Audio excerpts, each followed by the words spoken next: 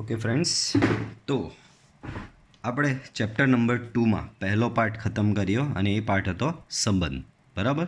Chapter 2 પાર્ટમાં મેં તમને કીધેલું વિભાજિત થયેલું છે. એક પાર્ટ છે સંબંધ અને બીજો પાર્ટ છે વિધેય. અગાઉ બી વાત કરેલી કે આ જ સંબંધ અને વિધેય ચેપ્ટર સેમ ટુ સેમ પાછું, એટલે કે થોડું એડવાન્સ વર્ઝનના ફોર્મમાં 12th સ્ટાન્ડર્ડમાં બી તમને આવશે. બરાબર. તો એના કન્સેપ્ટ ખાસ યાદ રાખવા પડશે, બિકોઝ 12th તમને બધાને ખબર છે જે બધું છે તમારું 12થના રિઝલ્ટ પર છે. તો આ ચેપ્ટર ખાસ વ્યવસ્થિત રીતે ભણવાનું. બરાબર. ચાલો, તો હવે ચેપ્ટરનો બીજો ભાગ કે જે છે તમારું વિધેય. બરાબર. તો અહીંયા આપણે ભણીશું વિધેય કોને કહેવાય અને ત્યાર પછી એ ભણીશું કે સંબંધ અને વિધેય વચ્ચે એવો તો શું ફરક છે. બરાબર. ક્યારે સંબંધને વિધેય કહી શકાય, ક્યારે સંબંધને વિધેય ન કહી શકાય, એ બધું પછી આપણે અહીંયા ભણીશું. તો વિધેય, તો ગણ એ અને ગણ બી માટે તમારી પાસે બે ગણ આપેલા છે, ગણ એ અને ગણ બી. ગણ એના પ્રત્યેક ઘટકને સંગત ગણ બીમાં અનન્ય પ્રતિબિંબ મળે તો આ સંબંધ એફને એથી બી પરનું વિધેય કહેવામાં આવે છે. બરાબર. આ સંબંધ એફને શું કહેવામાં આવે છે? એથી બી પરનું વિધેય. હવે સિમ્પલ લેંગ્વેજમાં વાત કરું, આપણે ડાયરેક્ટ ડાયાગ્રામેટિકલી જ જોઈએ કે શું કહેવા માંગે છે વ્યાખ્યા. તો પહેલાં તો તમને શું કીધું, તમારી પાસે બે ગણ છે, ગણ એ અને ગણ બી. બરાબર. માની લઈએ કે ગણ એમાં છે તમારી પાસે 1 2 3 4 5. બરાબર. ગણ બીમાં છે તમારી પાસે 1 4 9 16 25. આ રીતની તમને સિચ્યુએશન આપેલી છે. બરાબર. તો અહીંયા ધ્યાન આપજો.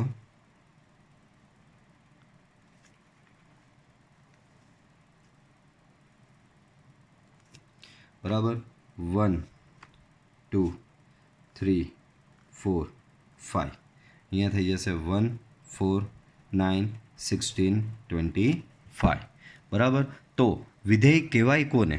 તો બાળકો માની લઈએ કે આ તમારો ગણ એ અહીંયા છે, ગણ બી આપણે યાદ હોય તો સંબંધમાં આવું જ કંઈ કરતા હતા. માની લઈએ કે આ ગણ એ વિધેય તમને અહીંયા ગણ એ જે છે આ ગણ એનો પહેલો ઘટક એ આના પહેલા ઘટક સાથે સંકળાયેલો છે, બીજો આના બીજા સાથે સંકળાયેલો, ત્રીજો અહીંયા કંઈ સંકળાયેલો, ચોથો અહીંયા સંકળાયેલો, પાંચમો અહીંયા. તો કહેવાનો મતલબ કે ગણ એનો જો પ્રત્યેક ઘટક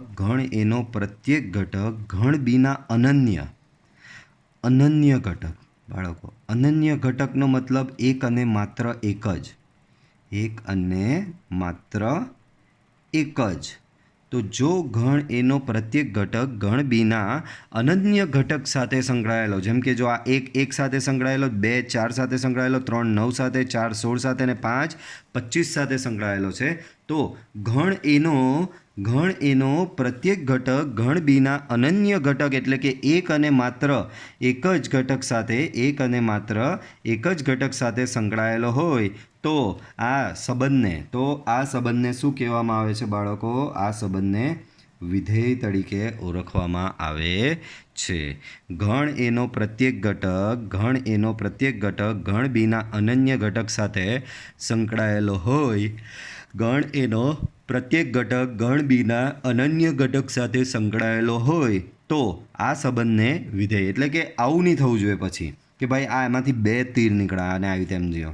જેમ કે એક બીજો ડાયાગ્રામમાં તમને સમજાવી દઉં, આગળ આવે જ છે પાછું પણ તે છતાં ક્લિયર કરી દઈએ. આવું કંઈક છે. બરાબર. 1 8 27. તો આવું નહીં થવું જોઈએ કે એકમાંથી અહીંયા તો તીર ગયું, અહીંયા બી તીર ગયું. બરાબર.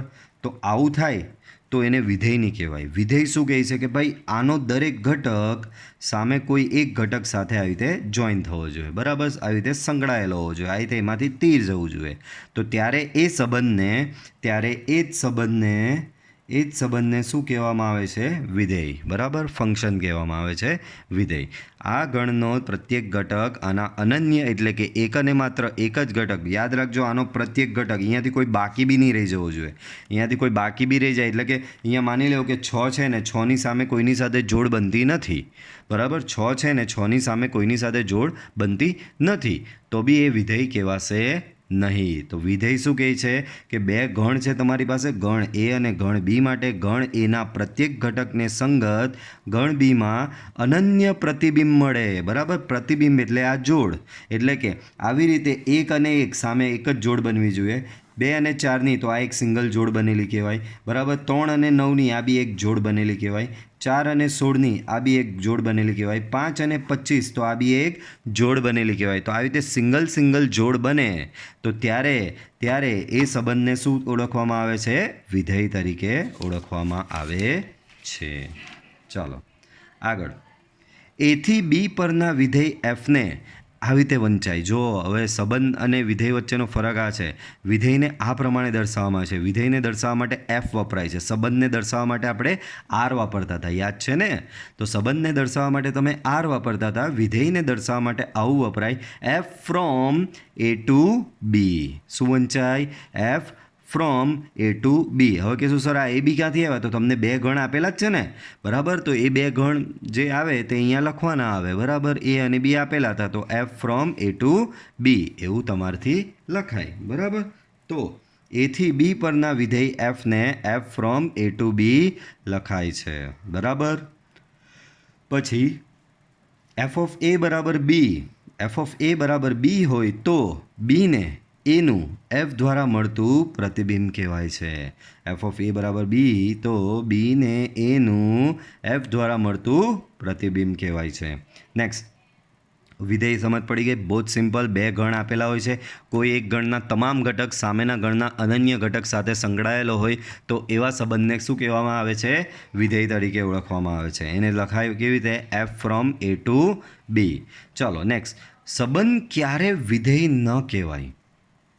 સંબંધ ક્યારે વિધેય ન કહેવાય? તો જુઓ, જો ગણ એના કોઈ ઘટકનું ગણ બીના પ્રતિબિંબ ન મળે તો એફ ફ્રોમ એ ટુ બી વિધેયને. તો તમને કોઈક સંબંધ જો, જેમ કે મેં અહીંયા ઉદાહરણ આપેલું છે. આ બાજુ એક ગણ છે ગણ એ, આ બાજુ એક ગણ છે ગણ બી. તો ગણ એમાં આ 1નું પ્રતિબિંબ શું મળ્યું? 3 મળ્યું કહેવાય, બરાબર. પ્રતિબિંબ એટલે જોડ, બરાબર. તો 1નું પ્રતિબિંબ તમને 3 મળ્યું, 2નું પ્રતિબિંબ 4 મળ્યું, 3નું પ્રતિબિંબ 5 મળ્યું, 4નું પ્રતિબિંબ 6 મળ્યું. પણ અહીંયા જે 5 છે એ 5નું પ્રતિબિંબ સામે તમને મળ્યું જ નહીં. જો 5માંથી કોઈ તીર જતું નથી તો 5નું સામે કોઈ પ્રતિબિંબ મળ્યું નહીં. તો અહીંયા આ પ્રમાણે એટલે કે જો આ પહેલા ગણના કોઈ પણ ઘટકનું સામે પ્રતિબિંબ ન મળે તો એ તમારો સંબંધ એ વિધેય કહેવાશે નહીં, એ માત્ર સંબંધ જ કહેવાશે, બરાબર. પહેલો પોઈન્ટ ખબર પડી ગઈ? બહુ જ અગત્યનો છે. જો ગણ એના કોઈ પણ ઘટકનું ગણ બીમાં પ્રતિબિંબ ન મળે તો એફ ફ્રોમ એ ટુ બી વિધેય નથી. પાછું સમજાવું છું. એટલે કે જો આ પ્રમાણે તમને કોઈ એક સંબંધ આપેલો છે તો આ સંબંધમાં થયું હું, પહેલો ગણ જે એ છે એમાંનો આ 5 નંબર, આ 5 ઘટક જે છે એ રહી ગયો. આ 5 ઘટકની સામે જોડ બનતી નથી. તો જ્યારે આ બાજુના ગણના કોઈ ઘટકની સામે જોડ નહીં બને તો એ તમારો સંબંધ એ વિધેય નથી. યાદ રાખજો બધા, બરાબર. તો સિમ્પલ લોજિક છે. આ બાજુનું કોઈ બી ઘટક ખાલી નહીં રહી જવો જોઈએ, દરેક ઘટકની સામે જોડ બની જવી જોઈએ, બરાબર. તો જો દરેક ઘટકની સામે અનન્ય, તે બી અનન્ય, એક અને પાછું 2 તીર નહીં જવા જોઈએ. આગળ સમજાયું? આમાંથી 2 તીર નીકળે એ બી નહીં ચાલે, બરાબર. આનો એક ઘટક સામેના એક ઘટક સાથે સંકળાયેલો હોવો જોઈએ ને આનો કોઈ બી ઘટક અહીંયા ખાલી રહેવો ન જોઈએ. સામે ખાલી રહેશે તો ચાલશે, અહીંયા ખાલી રહેવો જોઈએ નહીં. અહીંયાનો ઘટક ખાલી રહે તો એ તમારો સંબંધ વિધેય નથી. ચાલો બીજી શક્યતા, અહીંયા જો એ જ લખેલું, અહીં પ્રદેશ એના ઘટક 5ને સહપ્રદેશ બીમાં કોઈ પ્રતિબિંબ મળતું નથી, આથી આપેલ સંબંધે વિધેય નથી. આ 5ને સામે કોઈ પ્રતિબિંબ એટલે કે 5નું સામે કોઈની સાથે જોડ બનતી નથી. ચાલો બીજું, જો ગણ એના કોઈ એક ઘટકનું ગણ બીમાં એક કરતાં વધારે પ્રતિબિંબ મળે, ગણ એના કોઈ એક ઘટકનું ગણ બીમાં એક કરતાં વધારે પ્રતિબિંબ મળે તો એફ ફ્રોમ એ ટુ બી વિધેય નથી. જેમ કે જો આ એક છે, આ પહેલો ઘટક 1 તો એમાંથી સામે એક જ તીર નીકળ્યું, 2 છે તો એમાંથી બી એક જ તીર નીકળ્યું, 3 છે એમાંથી બી એક જ તીર નીકળ્યું, 4 છે તો 4માંથી તમે જોઈ શકો 2 તીર નીકળ્યા, એક આ રહ્યું અને એક આ રહ્યું નીચે જઈ રહ્યું છે. 4માંથી શું થયું? 2 તીર નીકળ્યા, એક સામે આવી ગયું અને આ નીચે ગયું, બરાબર. તો આ બાજુનો જે ગણ છે એના કોઈ બી ઘટકમાંથી આ પ્રમાણે 2 તીર નહીં નીકળવા જોઈએ, બરાબર. જો 2 તીર નીકળ્યા તો પણ એ સંબંધ એ વિધેય નથી. તો 2 પોઈન્ટમાં દરેકને સમજ પડી. પહેલો પોઈન્ટ શું કહે છે કે આ બાજુનો જે ગણ છે એટલે કે આને પ્રદેશ કહેવામાં આવે. તો પ્રદેશનો દરેક ઘટક સામે અનન્ય ઘટક સાથે સંકળાયેલો હોવો જોઈએ. કોઈ આ બાજુ રહી નહીં જવો જોઈએ. આ બાજુ રહી જાય તો ચાલે, પણ આ બાજુનો કોઈ ઘટક રહી નહીં જવો જોઈએ, બરાબર ને. બીજું, આ બાજુનો કોઈ ઘટકમાંથી 2 તીર નહીં નીકળવા જોઈએ, એટલે કે આ બાજુનો કોઈ ઘટક સામે 2 ઘટક સાથે સંકળાયેલો નહીં હોવો જોઈએ. પછી હવે કોઈ કહે સર 3 સાથે સંકળાયેલો હોય તો, એટલે કે સર આ 4માંથી આવી રીતે 3 તીર નીકળતા તો બી નહીં ચાલે, બરાબર. આ બાજુના દરેક ઘટક આવી જવા જોઈએ, આ બાજુના દરેક ઘટકમાંથી તીર નીકળવા જોઈએ, અને એ તીર સામે એક જ ઘટકમાં જવા જોઈએ. આવી રીતે 2 કે 3 ઘટકમાં જાય તો પણ એ સંબંધ એ તમારો વિધેય નથી, બરાબર. તો અહીંયા એ જ વસ્તુ, અહીં પ્રદેશ એના ઘટક એ ઘટક 4, તો અહીંયા 4ને સામે 2 પ્રતિબિંબ મળે છે. 4નું એક પ્રતિબિંબ 7 બી છે, 4નું એક પ્રતિબિંબ 12 બી છે. તો અહીંયા તમને 2 પ્રતિબિંબ મળે છે, 7 અને 12. આથી આપેલ સંબંધ એ વિધેય નથી, બરાબર. આપેલ સંબંધ વિધેય નથી. ચાલો નેક્સ્ટ જોઈએ. દરેક વિધેય, આ પોઈન્ટ બહુ જ અગત્યનો, દરેક વિધેય એ સંબંધ છે, પરંતુ દરેક સંબંધ એ વિધેય નથી. તો આ શું કહેવા માંગે છે કે તમારી પાસે કોઈ પણ વિધેય હોય તો એ સંબંધ તો છે જ. તમારી પાસે કોઈ પણ વિધેય હોય તો એ સંબંધ તો છે જ, પણ તમારો દરેક સંબંધ એ વિધેય નથી, બરાબર. તમારી પાસેનું વિધેય જે છે એ સંબંધ તો છે જ, પણ દરેક સંબંધ એ વિધેય નથી. ઓકે, હવે આગળ બધું આવશે વિધેય વિશે પાછું થોડું. તો પહેલાં અહીંયા કંઈ પોઈન્ટ લખેલો છે કે વિધેય એફનો પ્રદેશ.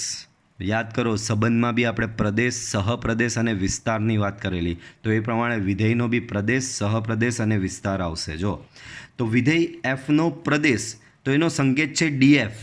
એનો સંકેત શું છે? ડી અને નીચે સ્મોલ એફ લખેલું છે. તો વિધેય એફનો પ્રદેશનો સંકેત શું? DF. That means domain of f. એને શું વંચાય? આને ડોમેન ઓફ એફ. તો વિધેય એફનો પ્રદેશ શું છે? DF, domain of f, which is equal to એવા તમામ ઘટક એ કે જ્યાં a b belongs to f. તો આ સેમ સંબંધ જેવું જ છે. સંબંધમાં યાદ કરો, પ્રદેશમાં શું કરતા હતા? તો જે પેલી ક્રમયુક્ત તમારી આવી જોડો બનતી, ક્રમયુક્ત જોડમાંથી તમારો પહેલો ઘટક લઈ લો અને એનો ગણ બનાવો, એને તમે પ્રદેશ કીધેલ. તો વિધેયમાં પણ એ જ પ્રમાણેનું છે, બરાબર. તમારી જે બધી ક્રમયુક્ત જોડો બનશે, એ ક્રમયુક્ત જોડમાં પહેલો ઘટક લઈ લો, પહેલો ઘટક એટલે એ લઈ લો, એનો ગણ બનાવો, તો એને કહેવાય વિધેય એફનો પ્રદેશ. એનો સંકેત છે ડીએફ, એટલે કે ડોમેન ઓફ એફ, બરાબર. એનો સંકેત શું છે? DF, domain of F. Then વિધેય એફનો વિસ્તાર. તો વિધેય એફનો વિસ્તાર કહેવાય આરએફ, રેન્જ ઓફ એફ. વિધેય એફનો વિસ્તાર શું કહેવાય? RF, range of F. તો એ બી સેમ એવું, ક્રમયુક્ત જોડમાં જે બીજો ઘટક સંબંધમાં યાદ હોય તો વિસ્તાર કેવી રીતે શોધેલો? તો સંબંધમાં વિસ્તાર તમે આ જ રીતે શોધેલો કે તમારી પાસે જે ક્રમયુક્ત જોડો છે, એ ક્રમયુક્ત જોડમાં બીજો જે ઘટક છે એ બધા ઘટકને પકડી લાવો અને એનો એક ગણ બનાવો, એને કહેવાય તમારો વિસ્તાર. શું કહેવાય? વિધેય એફનો વિસ્તાર. ઓકે, તો વિધેય એફનો પ્રદેશ એને કહેવાય ડીએફ, બરાબર. વિધેય એફનો પ્રદેશને શું કહેવાય? DF, domain of f. એને શું કહેવાય? તો કે દરેક ક્રમયુક્ત જોડનો પહેલો ઘટક. અને વિધેય એફનો વિસ્તાર એને કહેવાય આરએફ, રેન્જ ઓફ એફ. તો એમાં શું હોય કે ક્રમયુક્ત જોડનો બીજો ઘટક હોય. દેન નેક્સ્ટ વિધેય. તો હમણાં આગળ જ આપણે જોયું આગળના પેજ પર કે વિધેયને શેના વડે દર્શાવાય? તો આ રીતે દર્શાવાય છે, f from A to b. આ જ પ્રમાણે વંચાય. શું વંચાય? F from A to b. Okay, તો જો વિધેય f from A to b, તો અહીંયા એફને કહેવામાં આવે છે વિધેય. એફને શું કહેવાય? વિધેય. એ જે છે એને કહેવાય વિધેયનો પ્રદેશ, બરાબર. આ ઉપર જે જોયેલું એ જ વસ્તુ. તો વિધેયનો પ્રદેશ ઓલવેઝ અહીંયાનો જે ગણ હોય ને તે બેઠો લખી દેવાનો, બરાબર. સંબંધ જેવું નહીં. સંબંધમાં કેવું કે આવી રીતે આગળનો જ લેવાય, બરાબર. આગળનો એટલે ક્રમયુક્ત જોડનો આગળનો ઘટક લેવો તો એનો પ્રદેશ બને, બરાબર. વિધેયમાં બી એ રીતે તો પ્રદેશ બનશે જ કે ક્રમયુક્ત જોડનો આગળનો ઘટક લઈ લો તો પ્રદેશ બને, પણ વિધેયમાં તમને જે અહીંયાનો ગણ આપેલો હોય એ બેઠો તમારો શું કહેવાય? વિધેયનો પ્રદેશ કહેવાય છે, બરાબર. એને શું કહેવાય? વિધેયનો પ્રદેશ, ડીએફ, બરાબર. દેન આ બાજુનો જે ગણ બી છે, આ બીને કહેવાય વિધેયનો સહપ્રદેશ. બરાબર. બીને શું કહેવાશે? વિધેયનો સહપ્રદેશ. બરાબર. અહીં પ્રદેશ એની તમામ કિંમતો વિધેયના સૂત્ર એફમાં મૂકતા. બાળકો, હવે એક વસ્તુ તમને આપશે. આ પ્રકારના જે વિધેય આવશે ને, તો વિધેયમાં છે ને વિધેયનું સૂત્ર આપશે આવી રીતે. એફ ઓફ એક્સ બરાબર x square plus 3, F of X બરાબર x -1, f of x બરાબર 7x square minus 5x plus 3. બરાબર. તો આ પ્રમાણેનું વિધેયનું કોઈ સૂત્ર આપશે. આને શું કહેવાય? વિધેયનું સૂત્ર. આને શું કહેવાશે? વિધેયનું સૂત્ર. શું કહેવાય બાળકો? આને વિધેયનું સૂત્ર કહેવાય. બરાબર. તો આ પ્રમાણેનું વિધેયનું કોઈક સૂત્ર આપશે તમને. બરાબર. તો એ જ વસ્તુ છે કે કરવાનું શું છે? તો વિધેયનો પ્રદેશ પકડવાનો. આર્યો પ્રદેશ એટલે ગણ એ. હવે ગણ એ છે તો ગણ એમાં કોઈ કિંમતો તો હશે. તો ગણ એની તમામે તમામ કિંમતો, ગણ એની તમામે તમામ કિંમતો તમને જે સૂત્ર આપવામાં આવેલું છે વિધેયનું, ગણ એની તમામે તમામ કિંમતો, ગણ એની તમામે તમામ કિંમતો તમને જે સૂત્ર આપવામાં આવેલું છે એ સૂત્રમાં મૂકવાની. બરાબર. એ સૂત્રમાં મૂકશો એટલે તમને અહીંયા કોઈ જવાબ મળશે. જેમ કે એફ ઓફ એક્સ બરાબર એક્સ સ્ક્વેર પ્લસ 3 છે અને ગણ એમાં કઈ આવું છે? 1 2 3. બરાબર. તો ગણ એમાં 1 2 3 છે. એફ ઓફ એક્સ બરાબર એક્સ સ્ક્વેર છે. પહેલાં 1 મૂકો તો એક્સની જગ્યાએ 1 મૂકો તો એફ ઓફ 1 એટલે કે 1નો સ્ક્વેર પ્લસ 3 એટલે કે 4 મળે. પછી 2 મૂકો, એફ ઓફ 2 2નો વર્ગ વત્તા 3 એટલે કે 7 મળે. પછી તમે મૂકો 3 તો કે એફ ઓફ 3 એટલે કે 3નો વર્ગ વત્તા 3 એટલે કે તમને 12 મળશે. તો તમને કઈ કિંમતો મળી? 4 7 અને 12. તો જે તમને આ નવી કિંમતો મળી, કઈ નવી કિંમતો? 4 7 અને 12. એનો હું કોઈ ગણ બનાવી દઉં આ રીતે 4 7 અને 12. તો નવી કિંમતોનો જે આ ગણ બને એ ગણને કહેવાય વિધેયનો વિસ્તાર. એ ગણને શું કહેવાય? વિધેયનો વિસ્તાર. આર એફ એને વંચાય રેન્જ ઓફ એફ. આગળ જ સમજાયેલું. વિધેયનો વિસ્તાર એટલે આર એફ. આને શું વંચાય? Range of F. તો પાછું સમજાવું છું. તમારી પાસે વિધેય એફ ફ્રોમ એ ટુ બી છે. એને વિધેયનો પ્રદેશ કહેવાય, બીને વિધેયનો સહપ્રદેશ કહેવાય. જ્યારે વિધેયના પ્રદેશની, વિધેયના પ્રદેશ એટલે કે આ ગણ એની તમામે તમામ કિંમતો એ વિધેયના સૂત્રમાં તમે મૂકો. જેમ કે આ 1 મૂકો, 2 મૂકો અને 3 મૂકો. બરાબર. વિધેયના સૂત્રમાં મૂકો અને જે નવી કિંમતો મળે એટલે કે 4 7 અને 12, જે નવી કિંમતો મળે એ નવી કિંમતોનો એક ગણ બનાવો તો એ ગણને કહેવાય વિધેયનો વિસ્તાર. શું કહેવામાં આવે? વિધેયનો વિસ્તાર. Range of F. એ ગણને શું કહેવાય? વિધેયનો વિસ્તાર. રેન્જ ઓફ એફ તરીકે ઓળખવામાં આવે છે. બરાબર. તો રેન્જ ઓફ એફ ખબર પડી ગઈ. દેન જો કોઈ વિધેયનો વિસ્તાર આર કે આરનો કોઈ ઉપગણ હોય તો તે વિધેયને વાસ્તવિક. આ ખાલી એક પોઈન્ટ યાદ રાખવાનો છે, એને દાખલા સાથે કોઈ સંબંધ નથી. બરાબર. કોઈ વિધેય તો કે વિસ્તાર. હમણાં મેં તમને શોધતા શીખવું. વિસ્તાર શું છે? પાછું બોલું છું. વિધેયના પ્રદેશની તમામ કિંમત વિધેયના સૂત્રમાં મૂકો અને જે તમને નવી કિંમતો મળે છે એ નવી કિંમતોના ગણને વિધેયનો વિસ્તાર કહેવામાં આવે છે, આર એફ. બરાબર. જો વિધેયનો વિસ્તાર આર કે આરનો કોઈક ઉપગણ હોય, આર એટલે શું? વાસ્તવિક સંખ્યાઓનો ગણ. આર એટલે શું બાળકો? વાસ્તવિક સંખ્યાઓનો ગણ. બરાબર. તો કોઈ વિધેયનો વિસ્તાર આર જ આવી જાય તો એ વિધેયને કહેવાય વાસ્તવિક કિંમતનું વિધેય. દેન કોઈ વિધેયનો પ્રદેશ, અહીંયા વિસ્તાર હતો, વિસ્તાર આર હોય તો એને વાસ્તવિક કિંમતનું વિધેય કહેવાય. અને જો કોઈ વિધેયનો પ્રદેશ એટલે કે આ બાજુનો ગણ, તો કોઈ વિધેયનો પ્રદેશ એટલે આર અથવા આરનો કોઈ ઉપગણ હોય તો તેને વાસ્તવિક ચલનું વિધેય તરીકે ઓળખવામાં આવે છે. બરાબર. કોઈ વિધેયનો પ્રદેશ આર અથવા આરનો કોઈ ઉપગણ હોય તો તેને વાસ્તવિક ચલનું વિધેય કહે છે. બરાબર. તો વિધેયનો વિસ્તાર આર, વિધેયનો વિસ્તાર આર હોય તો એને વાસ્તવિક કિંમતનું વિધેય કહેવાય. વિધેયનો પ્રદેશ આર હોય તો એને વાસ્તવિક ચલનું વિધેય તરીકે ઓળખવામાં આવે છે. એક ઉદાહરણ આપેલું છે. એફ ફ્રોમ એ ટુ બી. શું આપેલું છે? એફ ફ્રોમ એ ટુ બી. એ ગણ 1થી લઈને 9 છે, બી ગણ 1થી લઈને 20 છે. અને આ જો આને શું કહેવાય બાળકો? મેં હમણાં જ સમજાયેલું. આને કહેવાય વિધેયનું સૂત્ર, આને શું કહેવામાં આવે છે? વિધેયનું સૂત્ર. તો તમને એક વિધેય આપેલું છે એફ ફ્રોમ એ ટુ બી, ગણ એ આપેલો છે 1 2 3 4 5 6 7 8 9, ગણ બી આપેલો છે 1 to 20. એફ ઓફ એક્સ બરાબર 2x એટલે કે વિધેયનું સૂત્ર આપેલું છે. બરાબર. હવે હું શું કરું છું? વિધેયનો પ્રદેશની તમામ કિંમત આ સૂત્રમાં મૂકો. જેમ કે 1 ને મૂકો તો એફ ઓફ 1 બરાબર 2 ઇન્ટુ 1 બરાબર 2 થશે. પછી 2 ને આ સૂત્રમાં મૂકો તો અહીંયા 2 મૂકો તો એફ ઓફ 2 બરાબર 2 ઇન્ટુ 2 એટલે કે 4 થશે.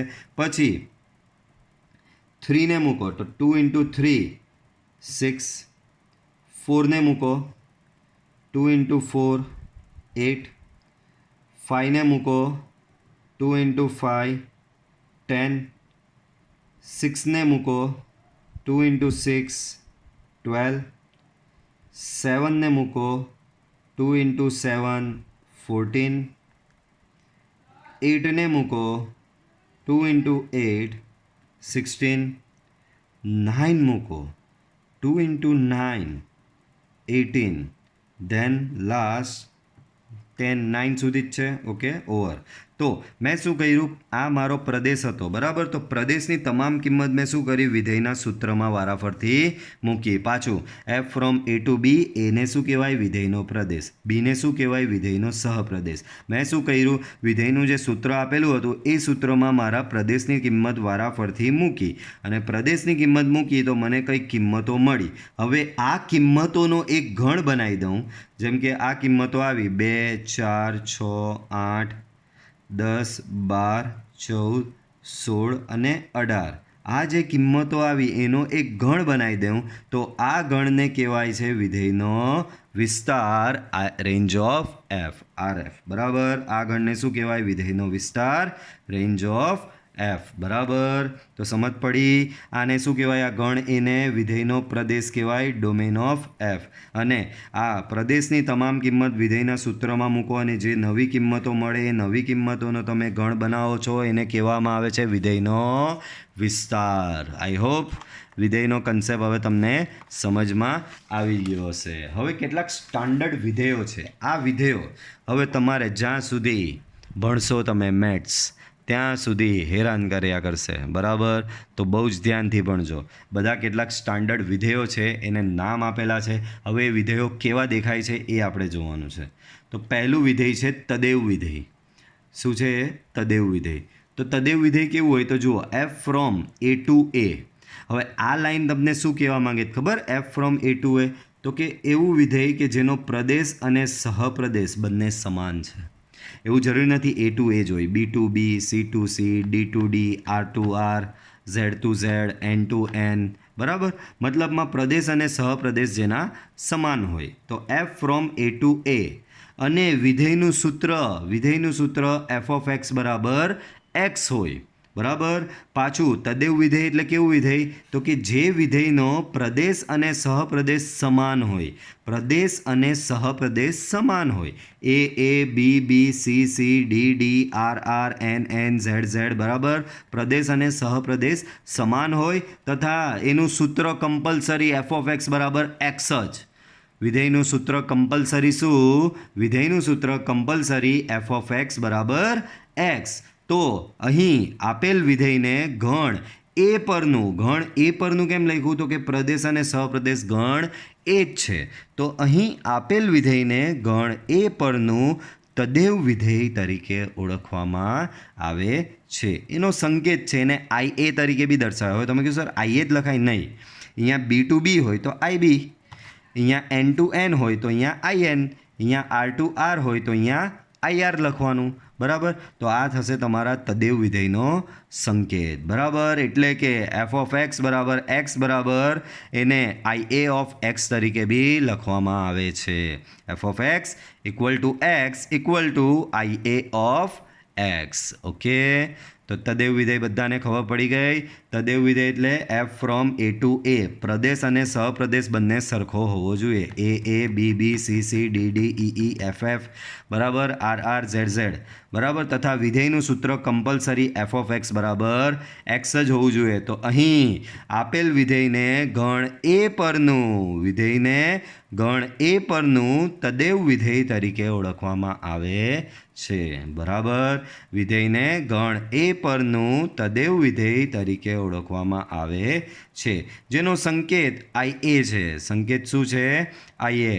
અને એનું સૂત્ર એફ ઓફ એક્સ બરાબર આઈ એ ઓફ એક્સ. બરાબર. હવે વિધેયનો આલેખ આનો બહુ સિમ્પલ. બાળકો, આલેખ બનાવવાનો કેવી રીતે? થોડું રફ વર્ક અહીંયા કરવું પડશે મારે. તો કે ધારો કે આ સૂત્રમાં હું એક્સની જગ્યાએ 1 મૂકું, એક્સ બરાબર 1, તો તમને એફ ઓફ 1 બરાબર એફ ઓફ એક્સ બરાબર એક્સ, અહીંયા 1 મૂકો તો અહીંયા બી શું મળશે બાળકો? તમને 1 જ મળશે. એટલે કે તમને એક બિંદુ મળ્યું. આ તમારો જવાબ આવ્યો એને વાય કહેવાય, ને જે કિંમત મૂકી એને એક્સ કહેવાય. તો તમને એક્સ કોમા વાય પ્રમાણે એક કિંમત મળી 1,1. નેક્સ્ટ તમે એક્સ બરાબર 2 મૂકો. નેક્સ્ટ તમે શું કરો છો? એક્સ બરાબર 2 મૂકો તો એફ ઓફ 2 બરાબર, આમાં 2 મૂકો, આ બાજુ 2 મૂકો તો આ બાજુ બી 2 મૂકવાનું, તો આ બાજુ બી 2 મૂકો, આ બાજુ એક્સ છે, અહીંયા બી 2 થશે. તો એફ ઓફ 2 બરાબર 2, તો તમને અહીંયા મળશે 2,2. દેન એક્સ બરાબર 3 લો, તો એફ ઓફ 3 બરાબર થશે 3, આને કહેવાય 3,3. Then X equal to 4, F of 4 થશે તમારો 4, આને કહેવાય 4,4. Okay. Then X equal to 5, F of 5 equal to 5, આને કહેવાશે 5,5. ઓકે. આ જ પ્રમાણે તમે નેગેટિવ વેલ્યુ પ્લેસ કરો. એક્સ બરાબર -1, તો એફ ઓફ -1 બરાબર થશે -1, તો આને કહેવાય -1,-1. સેમ એક્સ બરાબર તમે મૂકો પછી -2, તો -2 અહીંયા મૂકશો તો -2 એટલે -2 ની જોડ પડશે. પછી -3 -4 તો આ બધા બિંદુનો આલેખ બનાવવાનો. જેમ કે આ 1 1 આવ્યું, તો 1 1 બિંદુ અહીંયા કશે આવશે. બરાબર, આ બધું તમને આવડે છે. કાર્ટેશિયન યામ પદ્ધતિમાં આલેખ બનાવતા આવડે છે, તમે અગાઉ ભણીને જ આવેલા છો. 1 1 તો 1 1 બિંદુ ક્યાં આવશે? અહીંયા કશે આવશે. દેન 2 2, તો 2 2 બિંદુ ક્યાં આવશે? તો 2 2 બિંદુ અહીંયા કશે આવશે. 3 3, તો 3 3 બિંદુ ક્યાં આવશે? 3 3 બિંદુ અહીંયા કશે આવશે. 4 4, તો 4 4 બિંદુ ક્યાં આવશે? તો 4 4 બિંદુ અહીંયા કશે આવશે.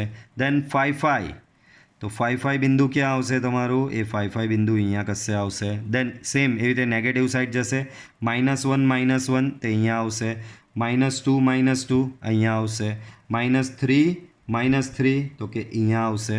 દેન -4 અહીંયા આવશે. તો આ બધા બિંદુઓને હું જોડું, આ બધા એક રીતે પાછું બીજું બી એક સમજાવી દઉં. એક્સ બરાબર 0 મૂકો તો એફ ઓફ 0 બરાબર શું મળે? 0 જ મળે ને. બરાબર, તો 0,0 બિંદુ બી આવી જશે. 0,0 એટલે તમારું ઉગમ બિંદુ. તો આ તમામ બિંદુઓને જોડવામાં આવે તો તમારો જે આ આલેખ બન્યો, આ આલેખ તમારો એફ ઓફ એક્સ બરાબર એક્સ એટલે કે તદેવ વિધેયનો આલેખ થશે. બરાબર, શું થશે? આ તદેવ વિધેયનો આલેખ થશે. નોટ. તો અહીંયા શું કહેવા માંગે ખબર? તો તદેવ વિધેયનો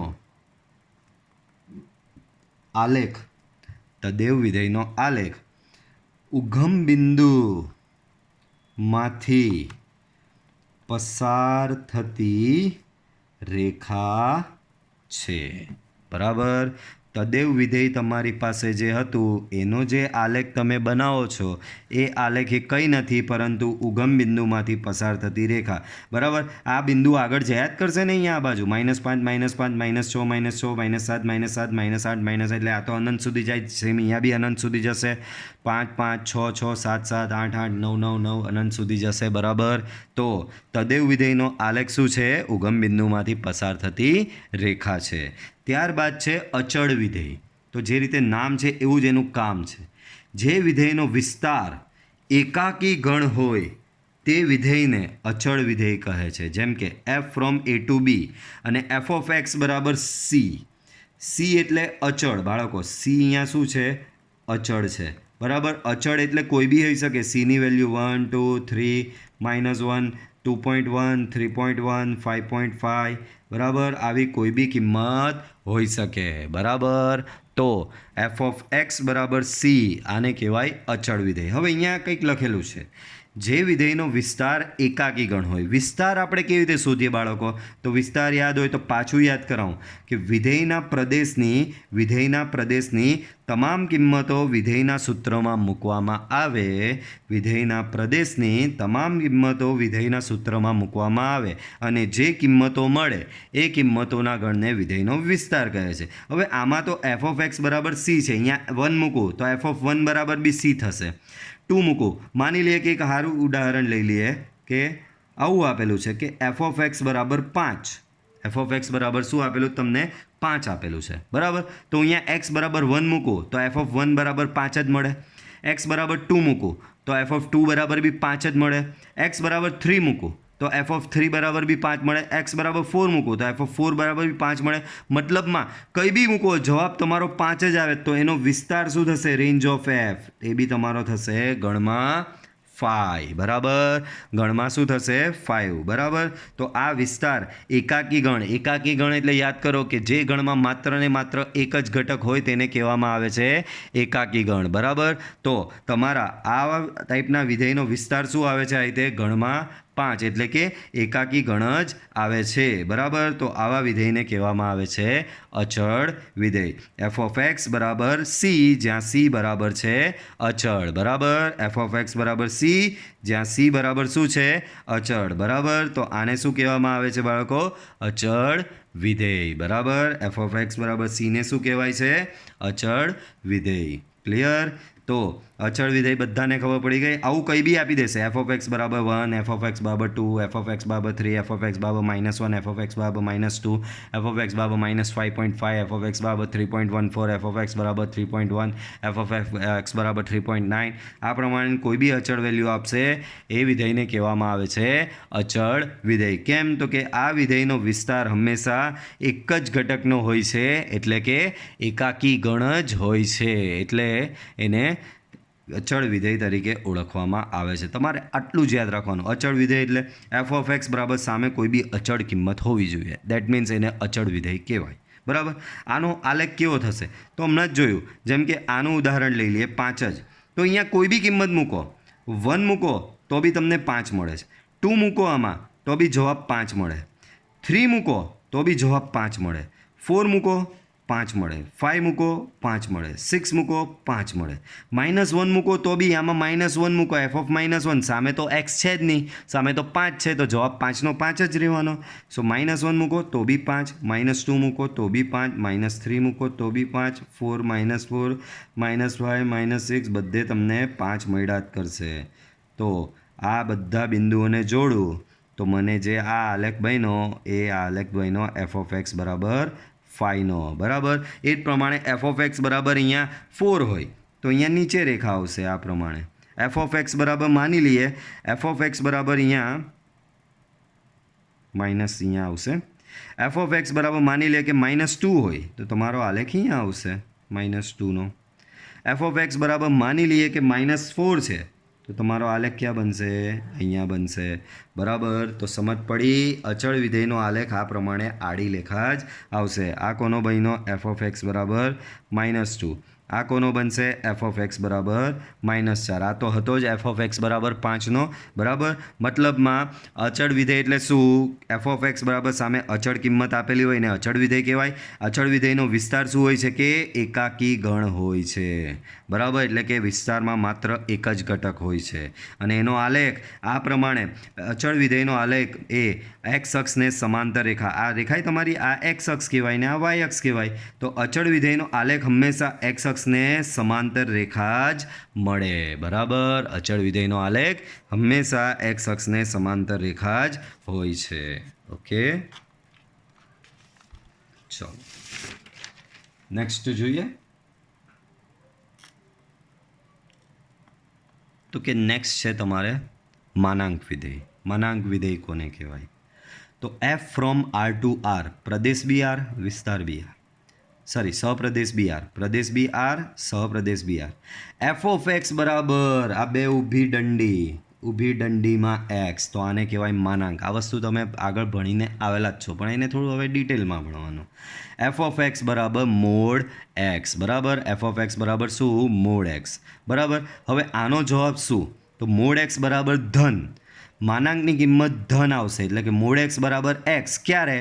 તો કે x greater than equal to 0, એટલે કે એક્સની કિંમત ધન હોય તો મોડ એક્સ બરાબર એક્સ, અને એક્સની કિંમત ઋણ હોય એટલે કે એક્સ લેસ દેન 0, એક્સની કિંમત ઋણ હોય એટલે કે એક્સ લેસ દેન 0, તો મોડ એક્સનો જવાબ થશે માઇનસ એક્સ, બરાબર। X greater than equal to 0 હોય તો મોડ એક્સ બરાબર એક્સ, એક્સ લેસ દેન 0 હોય તો મોડ એક્સ બરાબર માઇનસ એક્સ। પાછું x greater than equal to 0 તો મોડ એક્સ બરાબર એક્સ, અને એક્સ લેસ દેન 0 હોય તો મોડ એક્સ બરાબર થશે માઇનસ એક્સ, બરાબર। એટલે કે એક્સની કિંમત ધન તો મોડ એક્સ બરાબર એક્સ, એક્સની કિંમત ઋણ તો મોડ એક્સ બરાબર માઇનસ એક્સ, બરાબર। ચાલો, માનાંક વિધેયનો પ્રદેશ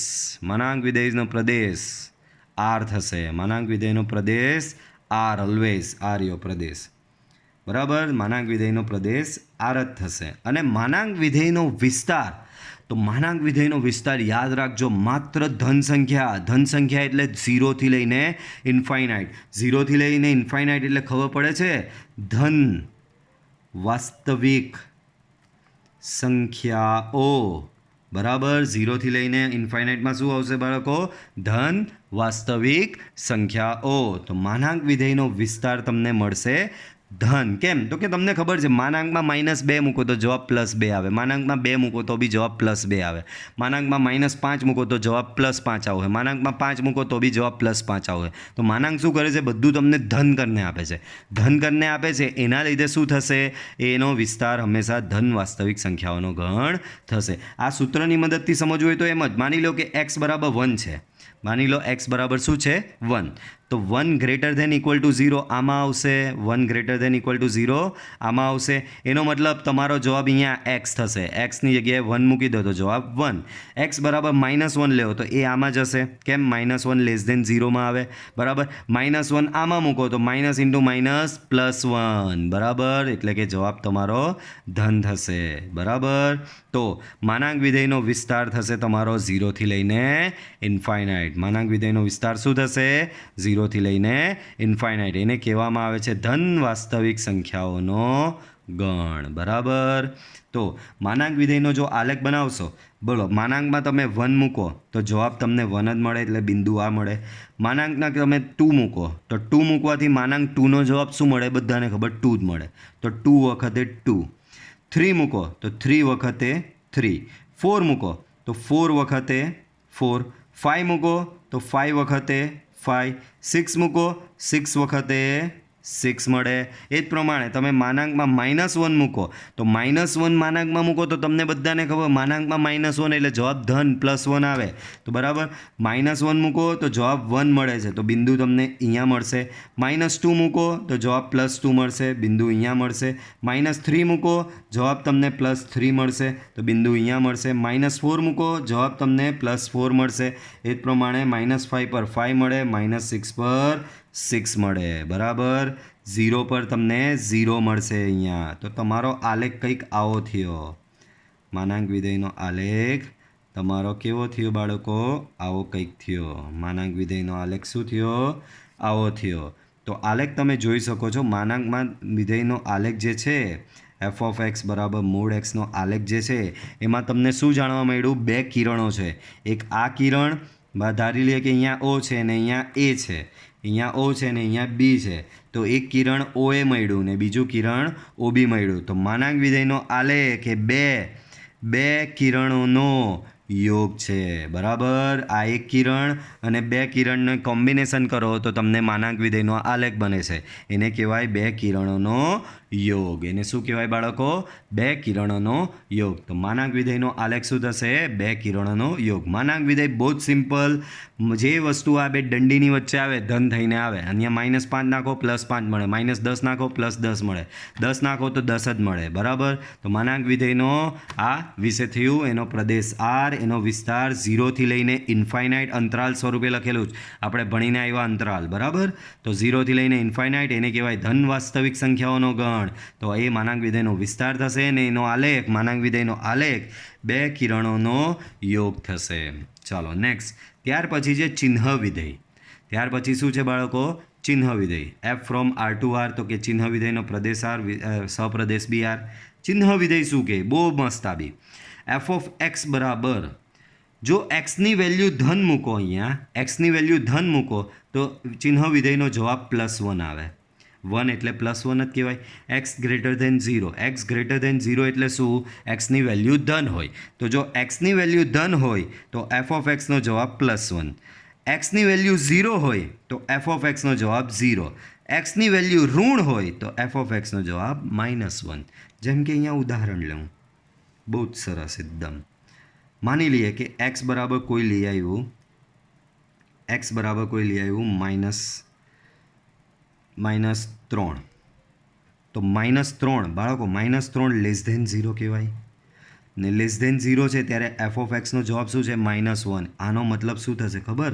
એફ ઓફ -3 બરાબર જવાબ આવશે -1. પાછું મેં શું કર્યું? એક્સની કિંમત -3 લાવ્યો. -3 એ લેસ ધેન 0માં આવે અને -3 લેસ ધેન 0 હોય તો તમારો જવાબ શું થાય? -1. જવાબ શું થશે બાળકો તમારો? -1. બરાબર. તો અહીંયા જોડ કઈ બની તમારી ખબર? -3 -1. સેમ કોઈ લઈ આવ્યું સર એક્સ બરાબર -2 લો, તો -2 બી લેસ ધેન 0 જ થશે. -2 બી શું થશે? Less than 0.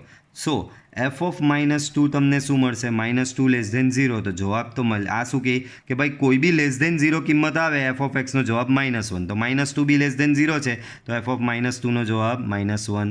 તો અહીંયા જોડ તમારી બનશે -2 -1.